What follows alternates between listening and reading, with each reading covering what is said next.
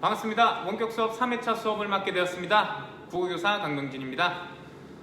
지금 선생님이 마스크를 끼고 있죠. 아직 3학년 언니 오빠들, 3학년 형 누나들이 아직 하교를 하지 않았기 때문에 선생님이 마스크를 끼고 수업을 진행하게 되었다는 점 양해 부탁드리겠습니다. 지난 시간에는 이런 한글을 만들게 된 계기가 이런 조선의 근본이라고 할 수 있는 유교에 얼마나 대조되는 상반되는 지점이 있는지, 이런 한글을 만듦으로써 이 유교 정신 자체를 부정할 수 있는 엄청 위험하고 심각한 행위였음을 선생님이 최대한 전달하려고 노력을 했었는데요. 어떻게 잘 이해가 되셨는지는 잘 모르겠습니다.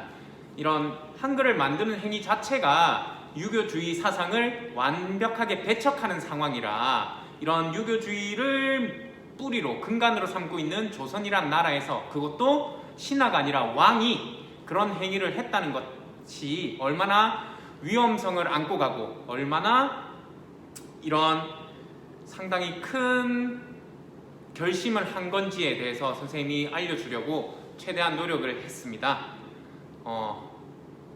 그것도 이 한글을 만든 이유가 이 왕이 잘 먹고 잘 살기 위해서 만든 게 아니라, 자기가 위험을 감내하고 감수하고 심각한 어떤 데미지라도 자기가 받을 테니 누구를 위해서, 백성들을 위해서 이렇게 만들었다라는 거죠. 실제 신문고 얘기도 했지만 실제 그런 사기가 되게 많았습니다. 글을 아는 자가 글을 모르는 자로 하여금 계약서를 쓰게 만들고 지장을 찍게 만들어서 허위로 이 글 내용을 가르쳐줘서 이런 집안의 재산이나 글 모르는 사람들의 재산이나 하물며 글 모르는 사람을 노비로 팔아버리는 등 그런 백성들에 대한 수탈이 엄청났기 때문에 세종대왕이 그런 결심을 한 것도 없지 않아 있을 거라고 선생님은 생각합니다. 그리고 그런 왕권이 엄청나게 강하지 않았다면 이런 세종대왕의 행위는 불보듯이 이런 쿠데타나 혹은 반정으로 이어질 수 있었겠지만, 적어도 세종 뒤에는 누가 있었다?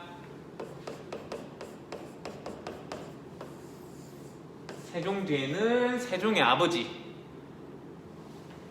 모든 군사권을 다 쥐고 있고 모든 실권을 다 가지고 있었던 이 태종 이방원의 힘이 상당히 많이 작용하지 않았나라는 게 선생님의 생각입니다. 이런 세종대왕이 백성들을 위한 정치를 할 수 있고, 세종대왕이 이 유교 사상의 뿌리까지 흔들면서 그런 위험성을 안고 갈 수 있었던 건 왕권이 엄청나게 안정되어 있었기 때문이 아닐까라는 하나의 반증이 되기도 합니다.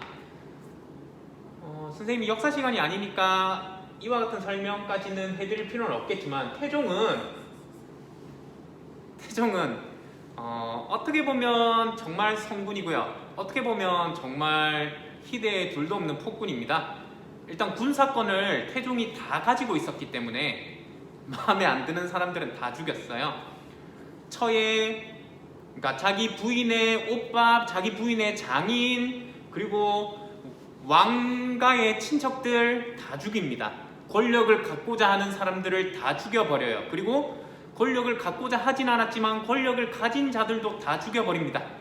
그래서 세종대왕이 왕위를 얻었을 때 세종대왕의 행위에 많은 사람들이 지지를 보낼 수 있는 환경을 태종 이방원이 만들었다고 해도 과언이 아니라고 생각됩니다.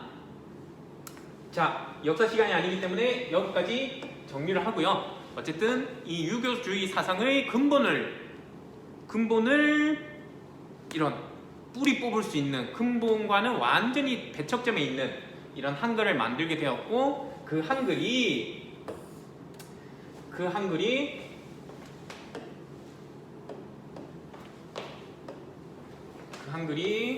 가난한 일반 백성을 위해서 이렇게 만들었다라는 게 상당히 감동적입니다. 우린 이걸 이렇게 얘기를 많이 하죠.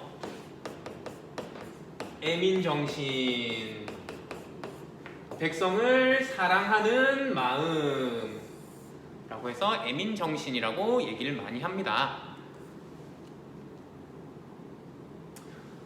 근데 실제로 15세기에 한글이 창제가 됩니다. 훈민정음도 만들고 속보상절도 만들고 등등등 용비어천가도 만들어보고 한글로서 이런 책들도 조금 내보고 한글을 만드는데 이 한글이 유행할까요?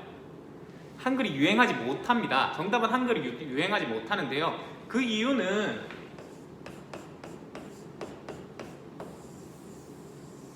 이 두 글자로 함축시킬 수가 있겠네요.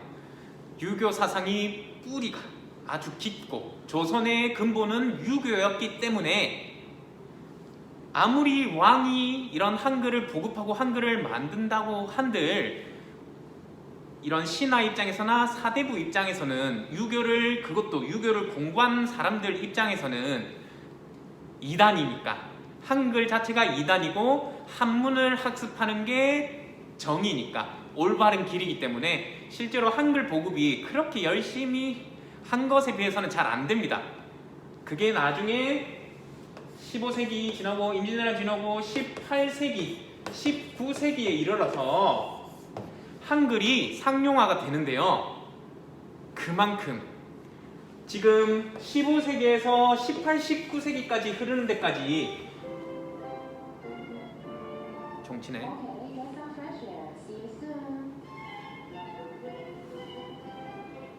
1세기당 100년이라고 하면 몇백 년이 흐른 거예요. 무려 300년이 지난 후에 맞죠? 아닌가요? 선생님이 역사쌤이 아니어서 세기를 구분을 잘 못하겠다. 이런 300년이 지난 후에 한글이 상용화가 되고 한글이 보급화가 되고 한글이 대중화가 되는데 그렇게 대중화할 수 있었던 이유는 핵심은 이거죠. 한글이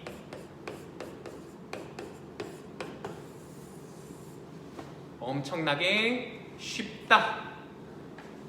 한글이 엄청나게 과학적이고 체계적이면서 엄청나게 배우기 쉬웠기 때문에 300년이 지난 시점에서 대중화가 되고 활성화가 됐는데 그렇게 활성화가 될 수 있었던 이유는 한글이 과학적으로 만들어져 있어서 상당히 쉽게 만들어져 있었기 때문입니다. 이런 한글의 자랑스러움을 여러분들이 지금부터 공부를 해보시겠습니다.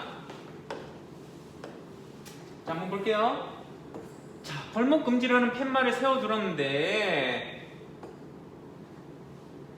나무를 제멋대로 베다니 여봐라 저놈을 당장 잡아라 이런 경우도 많았고요. 여기 벌목금지라고 적혀있는데 지금 같으면은 여러분들 많이 끌려 들어갑니다. 이 벌목금지를 읽지 못하는 학생들은 전부 다 이런 태형이나 장형에 처해졌겠죠.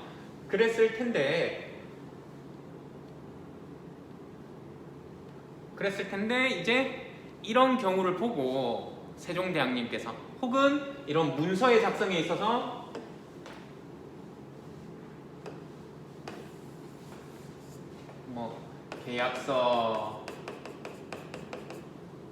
계약서 누구누구는 누구누구의 노비로 생활할 것을 맹세한다 해서 지장 이렇게 찍는 이런 계약서를 허위로 만들어서 이 계약서에 지장을 찍는 순간 그 사람이 노비로 팔리는 그런 경우를 방지하고자 새로운 글을 만들 생각을 하셨을 것 같아요.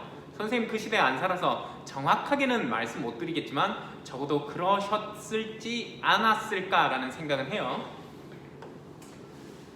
자, 그래서 억울합니다. 소인은 까막눈이라 무슨 뜻인지 통 알 수가 없었습니다요. 이런 경우가 허다했겠죠. 여러분들 지금 태어나서 다행이지 예전에 태어났으면 와 감당하겠나요?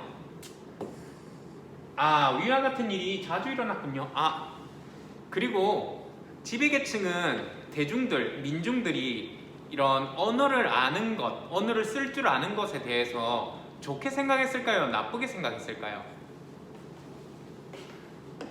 계속 역사로 넘어갔으면 미안합니다.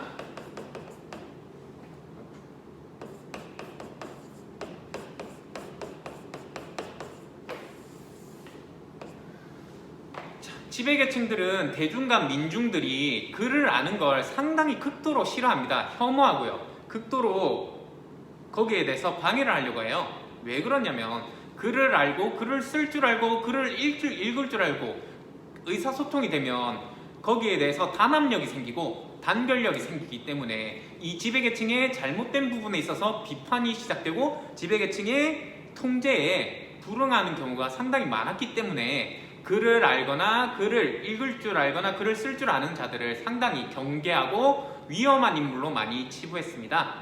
그래서 결국엔 조선 후기에 글들이 많이 퍼지고 하다 보니까 결국엔 신분제가 없어졌죠. 지금 여러분들이 평등하게 살 수 있는 기본 전제가 이런 대중과 민중들이 글을 깨치고 지식을 탐독하고 많이 성장했기 때문이죠. 정신적으로 많이 성장했기 때문에 이런 신분제가 실패되는 그런 금관을 마련하였다라고 볼 수 있습니다. 자, 계속 볼게요. 그러면 위와 같은 일이 자주 일어났군요. 맞아요. 또한 글자를 모르니 평생 책을 한 권도 읽지 못한 백성도 많았어요. 나는 모든 백성이 책을 읽으면서 삼강오륜과 같은 유교의 기본적인 도리를 배우고 지혜로워지길 바랐어요. 그래서 누구나 쉽게 배우고 편히 쓸 수 있는 글자를 만들기로 결심한 것입니다.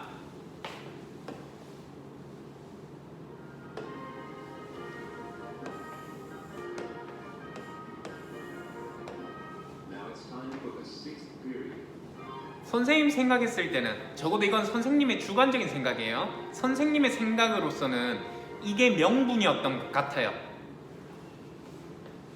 선생님이 말씀드렸죠. 이미 이 유교 사회인 조선에서는 뭐라 해야 될까? 정부라고 해야 될까? 무조건 아래에 있는 사람은 위에 있는 걸 따를 수밖에 없는 시스템이었거든요. 그런데 여기에 한문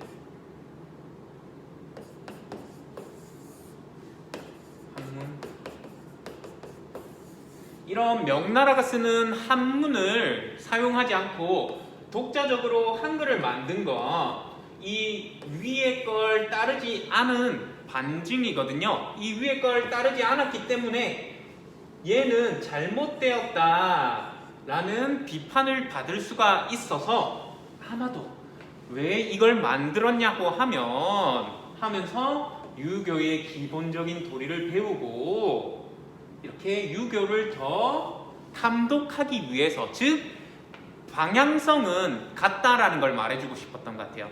수단은 이렇게 변형시켰지만 이 수단은 나쁜 게 아니라 잘못된 게 아니라 이 수단으로 하여금 더 올바른 길, 유교의 길로 탐독하기 위해서 이걸 만들었다. 이건 수단에 불과하다라는 세종대왕 나름의 변명인 것 같습니다.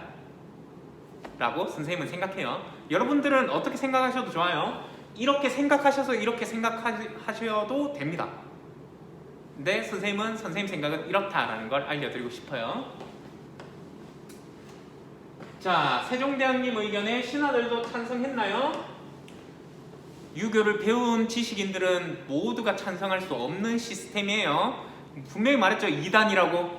한글 자체가 2단입니다. 올바른 길이 아니에요.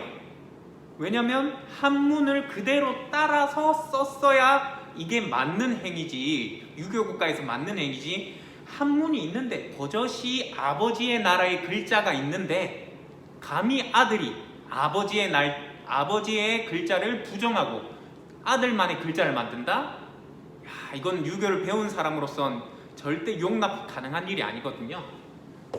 자, 그래서 선생님도 이 질문이 상당히 궁금하네요. 세종대왕님의 의견에 친아들도 찬성했을까요? 선생님 설명해서 여러분들도 이해되죠? 밑에 걸 안 읽어도 알겠습니다. 그렇진 않아요. 신화 중 일부라고 말하는 것 자체가 어불성설이에요. 그걸 배웠던 대다수의 사람들이 다 반대 의견을 가지고 있지만 여기서 반대 외쳤다가는 누가 있어요? 어이구, 세종대왕님 아버지 엄청 무서웠거든요. 내가 죽을 수도 있다라는 생각과 그래, 세종대왕님 아버지가 개판이었으니까 그래도 세종대왕님 말은 잘 들어야지 라는 충성심이 아마도 있었지 않았을까라는 생각을 합니다. 자, 중국의 신하중 일부로 생각을 합니다. 신하중 일부는 중국의 반발을 염려했어요. 또 백성이 그를 알고 지식을 쌓게 되면 그들을 통치하기 어려울 것이라고 생각하기도 했지요. 이건 맞아요. 이건 어느 시대나 맞습니다. 이건 맞고 여기 선생님이 틀렸다라고 생각되는 부분은 절대 일부가 아니었을 것이다. 엄청난 대다수의 사람들이었을 것이다 라고 생각해요. 자, 그러나 나는 백성이 나라를 이루는 바탕이라고 생각했기 때문에 백성이 글자를 깨우치고 지혜로워져야 나라도 튼튼해질 수 있다고 믿었어요. 정말 대단하신 분인 것 같아요. 이렇게 생각은 할 수 있어도 이걸 실천하시는 분은 상당히 없거든요. 이런 여러분들도 생각은 하는 사람은 많겠지만 그 생각을 실천으로 옮기는 사람은 많이 없을 겁니다. 선생님도 생각만 하는 사람이지 실천까지 옮기는 사람은 아니라고 생각되거든요. 그래서 선생님은 여러분들이 적어도 선생님처럼 생각으로만 머물러 있지 말고 여러분들의 생각을 실천으로 옮길 수 있는 그런 학생들이 되었으면 좋겠습니다. 자, 계속 가볼게요. 그래서 백성을 가르치는 바른 소리라는 뜻의 훈민정음을 만드셨군요. 여기 나옵니다.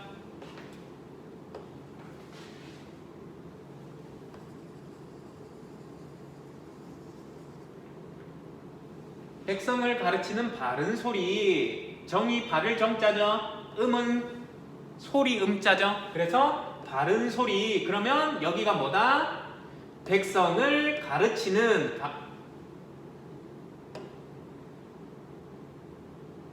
사라져. 백성을 가르치는 바른 소리라는 훈민정음이 되는 겁니다. 백성을 사랑하시는 세종대왕님의 마음 덕분에 훈민정음이 탄생한 것이네요. 이건 부정할 수 없어요.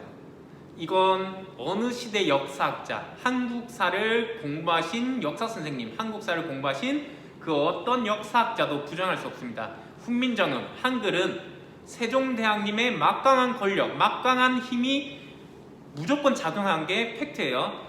세종대왕님이 전부 다 만드셨다라는 역사학자들도 있을 거고요. 세종대왕님이 거의 관여를 안 했다라고 생각하시는 역사학자들도 있으시겠지만 확실한 건 세종대왕님의 생각과 세종대왕님의 결심이 무조건적으로 작용하고 있었다라는 확실한 증거가 될 거예요. 이런 모든 역사적 사실이요. 그래서 세종대왕님의 마음 덕분에 훈민정음이 탄생한 건 확실합니다. 허허, 나뿐만 아니라 정인지, 최양, 신숙주 이 사람들이 다 집현전 학자예요.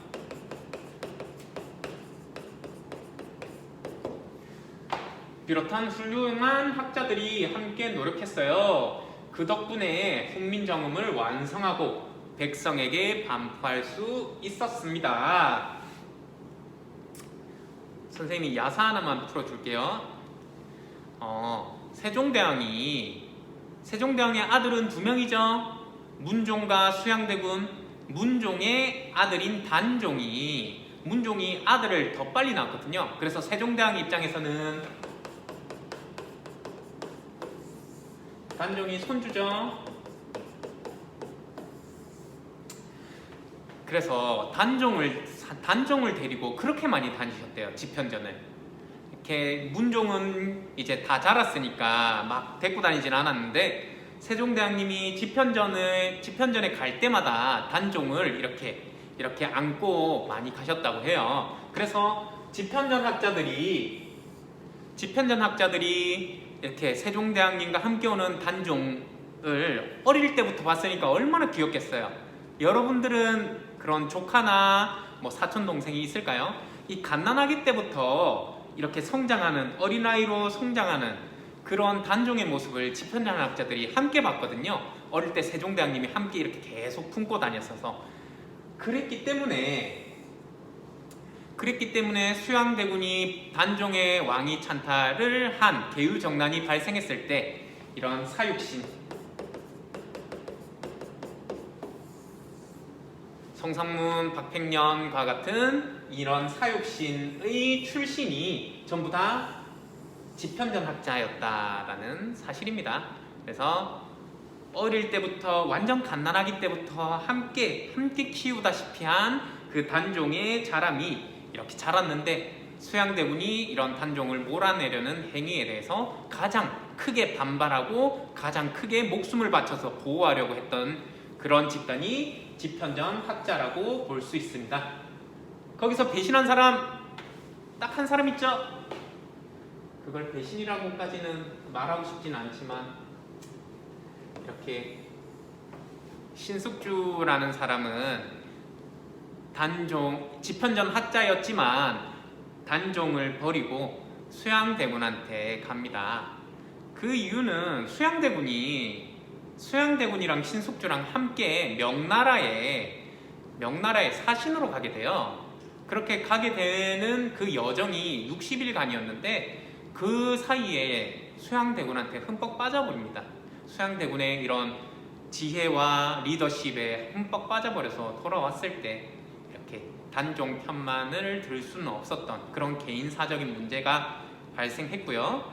그래서 이런 집현전학자들이 전부 다 반대를 하거든요. 세조의 즉위를 전부 다 수양대군의 즉위를 전부 다 반대해서 세조가 집현전을 없애버려요. 세조가 되고 나서 수양대군이 되고 나서 집현전 없어지고요. 집현전 학자들로 이루어진 사육신 결국 다 죽죠. 집현전 학자 중에서 정인지도 살긴 하는데 신숙주가 가장 먼저 배신을 했다고 생각하는 무리가 민중들이 많아져서 이렇게 나물이 하루만 잠깐 1시간, 2시간만 지나면 상해버리는 나물이 있었어요. 그 나물의 이름을 이렇게 붙인 거예요. 야, 이 나물을 1~2시간만 있으면 바로 상해버리더라. 야, 1~2시간만 있으면 바로 상해버리는 거 너무 의리 없는 거 아니냐? 그럼 이 나물 이름 숙주나물로 하자. 신숙주나물로 하자. 신숙주 저 배신자처럼 이렇게 마음 쉽게 바뀌고 변질되는 이걸 이렇게 땡겨온 겁니다. 그래서 너 이렇게 잘 상하니까 숙주나물이다 앞으로 해서 이제 여러분들이 자주 먹는 숙주나물이 여기서부터 비롯된 밈이라는 걸 알아주시면 되겠습니다. 선생님 개인적으로 이런 조선 역사 시대에서 조선 시대를 상당히 많이 좋아하는데요. 이런 기록들이 많이 남아 있어서 참 재밌습니다. 어쨌든 선생님 입장에서는 신숙주는 배신자는 아닌데 좀 그래도 집현전 학자들도 이해는 하겠지만 그래도 좀 그럴 것 같아요. 자, 어쨌든 그래서 집현전 학자들의 함께 노력해서 그 덕분에 훈민정음을 완성하고 백성에게 반포할 수 있었습니다. 자, 이제 볼게요. 다음 시간부터 볼까요? 한글의 창제 원리부터는 다음 시간에 공부하도록 합시다. 깔끔하게요. 선생님이 앞전 설명이 상당히 많이 길었죠. 실제로 이런 한글의 원리도 중요하지만 상형, 가획 이런 것들이 상당히 많이 중요하긴 하지만 솔직히 이런 것들은 하병병서, 각자병서 이런 것들은 그냥 지식일 뿐이거든요. 이런 지식을 공부하지 않아서는 안 되지만 적어도 이 한글이 만들어지기 위한 과정을 더 정확하게 아시고 그 한글이 만들어지기 위해서 얼마나 큰 파급력이 있었는지에 대해서 많이 생각해 보시는 게 훨씬 더 여러분들의 지식 향상 그리고 여러분들의 생각의 단계를 넓히는 데 상당히 큰 도움이 되리라고 선생님은 생각합니다. 그래서 선생님이 이런 어떻게 보면 지식 암기는 조금 있다 하고 더 중요한 그 배경을 훨씬 더 자세하게 설명드렸던 것 같아요. 어쨌든 수업 들으시느라 고생이 많으십니다. 방학 때까지 열심히 합시다. 그럼 다음 시간에 봐요. 안녕.